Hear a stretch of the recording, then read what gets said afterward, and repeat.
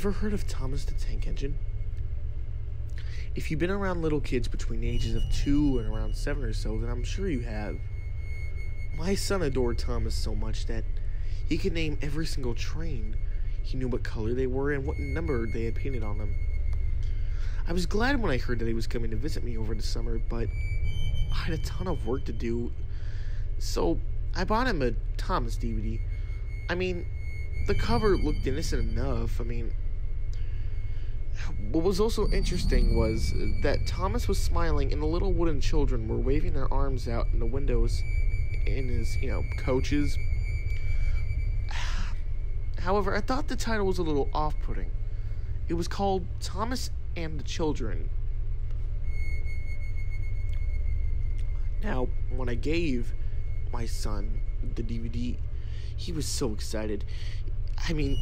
He was so excited to see that DVD right off the bat. He pleaded with me to pop it into the DVD player, and I told him I had to go to work, so I popped it in while he was watching it. After a few hours, he came into my office, looking as pale as a sheet. His voice seemed very weak. "Are you okay?" I said. I touched his head and noticed that his temperature had gone up. "Dad?" "Yes, son?" "Why did Thomas kill the children?" My heart sank to a stone, but I soon brushed it off. "I'm sure Thomas didn't kill the children," I reassured him. "Now you need to rest and some medicine, okay?" I gently pushed him toward his room. "Come on now." After putting him to bed, I got curious to what he had seen. I popped in the DVD and began to watch the episode. It seemed normal enough. The episode began as Thomas was told to take a group of children to the seaside by his instructions to Sir Topham Hatt. I noticed something was wrong. There was no narrator in this episode. The episode then showed Thomas picking up a little wooden children and showed every single one of them climb on board. Then there was a scene with him zooming down the rails. He always did, and the kids were cheering, but up ahead, Birdie the bus was stuck on a level crossing, moaning for someone to help him. This is when the episode got dark. Birdie stared at Thomas in fear, and then Thomas just smiled. He sped up with laughter, and the kids were confused, and as Thomas got closer, the kids started crying. Wooden tears coming down their wooden faces. Immediately, Thomas crashed into Birdie. The pieces from both of them flew everywhere. Usually by now, the narrator would say, and luckily, no one was hurt or nothing had happened, but there was no reassurance for the kids.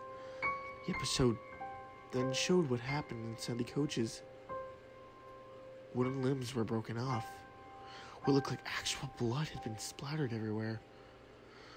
We see brief shots of their heads ripped off and tears painted upon their faces.